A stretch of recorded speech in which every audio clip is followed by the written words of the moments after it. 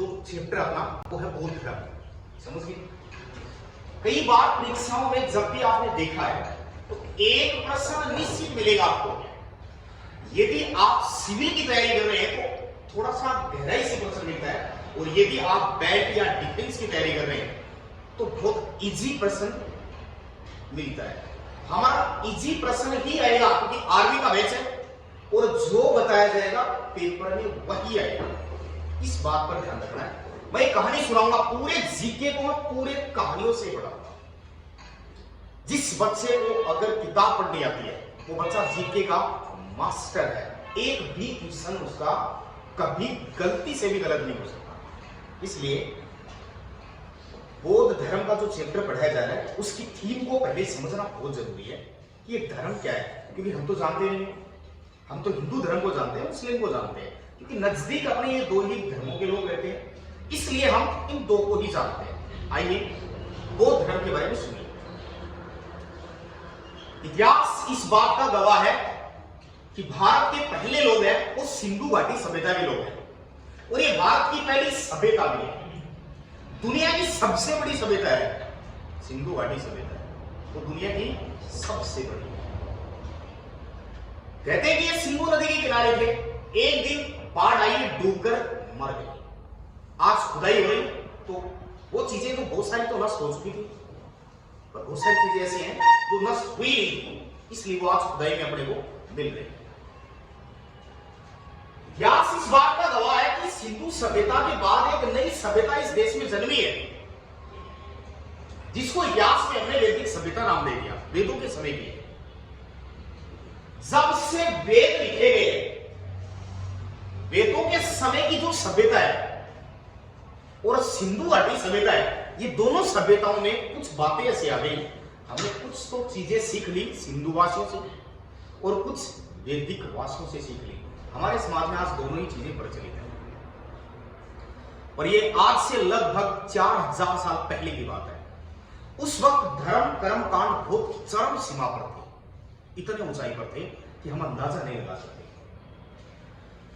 ठीक ऐसे ही समय में लड़ाई हो रही थी। कुछ लोग तो सिंधु सभ्यता के लोगों को अच्छा मान रहे हैं और कुछ वैदिक सभ्यता के लोगों को अच्छा मान रहे हैं। यहां पर एक बालक का जन्म हुआ जिसका नाम महात्मा बुद्ध था। सुनिए बुद्ध की कहानी कि कैसी घड़ी में ये हैंडल करता समाज को। कहते हैं कि नेपाल के एक जंगल में एक छोटे से बालक का जन्म हुआ। इस बालक के पेड़ के नीचे जन्मा था। बैसाख पूर्णिमा का दिन था। एक राजा का बेटा है। जन्म के ठीक 7 दिन बाद इस बालक की मां मर गई। पिता को लगा कि बच्चा अशुभ है। उस समय की बात है जब लोग धर्म कर्म कांड में पूरा विश्वास करते थे, और धर्म कर्म कांड के पुजारी सिर्फ ब्राह्मण देवता ही माना। इसलिए पिता एक ब्राह्मण के पास गया और उस ब्राह्मण को बुला के लाता है। कहता कि मुझे लगता है ये बच्चा अशुभ है क्योंकि इसकी मां मर चुकी है। ब्राह्मण देवता ने उसका नक्षत्र देखा बच्चे का और भविष्यवाणी की कि भविष्य में ये व्यक्ति या तो राजा बनेगा, तो बहुत बड़ा राजा बनेगा, या फिर कोई महान साधु या सन्यासी बनेगा। तो पिता का दिल संतुष्ट हुआ कि यदि ऐसा बच्चा है तो ठीक है।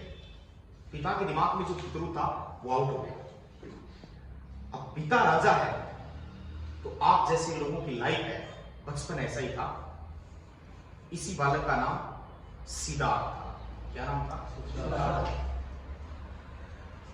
सिद्धार्थ की जब मां मर गई, तो जब बच्चे की मां मर जाती है तो उसका लालन पालन मौसी करती है, और इसकी मौसी का नाम जो था वो गौतमी था।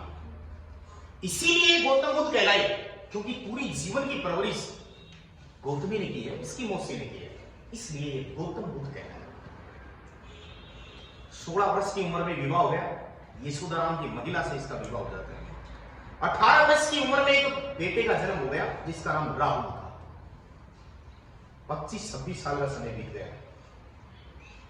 पूरी परिवार की जिम्मेदारियां धीरे धीरे इसके ऊपर आने लगी, और एक दिन संयोग ऐसा हुआ जैसे ही इसके पिता मर गए। तो इतिहास ये कहता है कि जब किसी बालक का पिता मर जाता है तो समस्त जिम्मेदारियां उस बालक पर आ जाती हैं। ऐसा ही इसके साथ हुआ। पिता की मृत्यु के बाद सारी जिम्मेदारियां इसके ऊपर आ गई। हालांकि परिवार बहुत समृद्ध था क्योंकि पिता एक राजा हुआ करता। सिद्धार्थ ये सोच रहा है कि मुझे अब जीवन में करना क्या है। तो कहते हैं कि सिद्धार्थ के जीवन में 4 घटनाएं आती हैं। एक बीमार आदमी को देखा, उसकी लाइफ के बारे में देखा, तो देखा ये लाइफ तो बहुत बेकार है। एक परेशान मनुष्य को देखा, एक मरे हुए मनुष्य को देखा।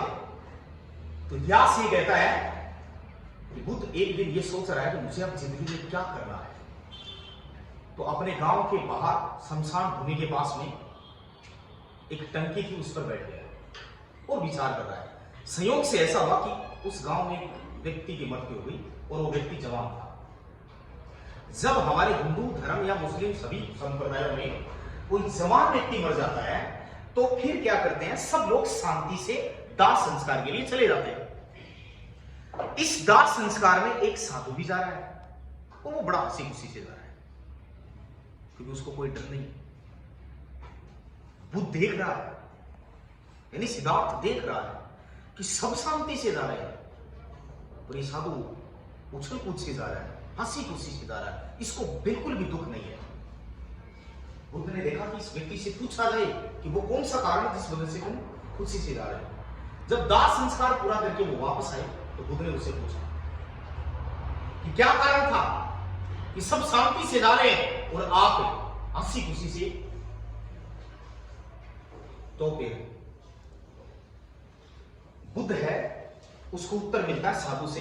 साधु कहता है कि मैं एक महान साधु सन्यासी हूं और साधु सन्यासी के जीवन में सुख दुख यश अपयश मान सम्मान इन बातों का कोई प्रभाव नहीं पड़ता है। एक दिन सबको मरना है, इसलिए साधु कभी नाराज और मायूस नहीं होता है, उसकी जिंदगी में खुशी रहती है। बुद्ध ने सोच लिया कि साधु ही बनना है क्योंकि जीवन भर क्या रहना है, खुश या प्रसन्न। तो साधु ने उसे शिक्षा दी कि इस मार्ग के लिए तुझे गुरु के पास शिक्षा लेनी होगी, तपस्या करनी होगी और केवल ज्ञान प्राप्त करना होगा। उसके बाद में तुम महान सन्यासी साधु बनेंगे। तो बुद्ध सबसे पहले सिद्धार्थ जाता है रामकूट के पास, जो सांख्य दर्शन के पढ़ने का थोड़ी बहुत शिक्षा ली परंतु सेटिस्फाई नहीं हो। तो एक दूसरे गुरु के पास गया, वैशाली का था, अलार कलाम के पास चला गया। अलार कलाम से लगभग शिक्षा लेकर वो अपने दिल को संतुष्टि दे देता है। इसके बाद में क्या होता है कि वैशाली के अलार कलाम ने उसको एक शिक्षा दी कि जाओ बेटे अब उरुवेला चले जाओ। ये सारे जो क्षेत्र होता है ना लगभग बिहार है। उरुवेला में 5 ब्राह्मणों को तपस्या कर रहे हैं और उन 5 के साथ आप भी तपस्या कर रहे हो ताकि केवल ज्ञान की प्राप्ति हो। केवल ज्ञान क्या होता है, मनुष्य के 2 आंखें अपने सबको दिखाई दे रही हैं, एक यहां पर होता है त्रिनेत्र जो खुल जाता है, उसे केवल ज्ञान कहा जाता है। सिद्धार्थ गया 500 ब्राह्मणों के पास, मैं भी तपस्या करूं। तो ब्राह्मणों ने कहा कि हम तो अन्न नहीं खाएंगे, अगर आप अन्न नहीं खाना चाहते हैं तो ठीक है हमारे साथ तपस्या कर लीजिए। बुद्ध ने कहा कि ठीक है मैं भी नहीं खाऊंगा। उनके साथ तपस्या कर रहा है, बहुत लंबे समय तक कर रहा है। 6 महीने के बाद बुद्ध ने छुप के अन्न खा लिया। ब्राह्मणों को पता चल गया, उन्होंने देखा यह आदमी भ्रष्ट है, छोड़कर वो वहां से चले गए। पर बुद्ध नहीं गया, यानी सिद्धार्थ था वो नहीं गए। 35 वर्ष की उम्र में वैशाख पूर्णिमा के लिए निरंजना नदी के किनारे पीपल के वृक्ष के नीचे बुद्ध को ज्ञान की प्राप्ति हुई। जैसे ही ज्ञान मिला तभी सिद्धार्थ से वो बुद्ध बना। जैसे ही उसको ज्ञान मिल जाता है क्या बन जाता है, बुद्ध। बुद्ध का अर्थ होता है ज्ञानी। बुद्ध माने क्या होता है, अब जैसे ज्ञान मिल गया तो लोगों को ज्ञान देना, गांव गांव गया और लोगों को उपदेश देना लगा। पहली बार उसने जो उपदेश दिया वो सारनाथ में दिया और उन 5 ब्राह्मणों को दिया जो उसके साथ तपस्या कर रहे थे, छोड़कर चले गए। हर परीक्षा में ये प्रश्न पूछ लिया गया, बुद्ध का पहला उपदेश कहाँ दिया? 7 में दिया। आपके आर्मी में यही प्रश्न है, मोस्टली हर बार रिपीट हो जाता है ये प्रश्न। फिर वो जगह जगह को उपदेश दे रहा है और सबसे ज्यादा उपदेश उसने श्रावस्ती में दिए और अंतिम आखिरी उपदेश उसी नगर में दिया। वहां से वो एक लोहार के घर भोजन करता है, तो कहते हैं वो इसी टाइप का भोजन कर लेता है जिससे उसकी उल्टियां होने लगी है, खून बहने लगता है। अंततः बुद्ध की उसी नगर में ही मृत्यु हो जाती है। 80 साल जिया।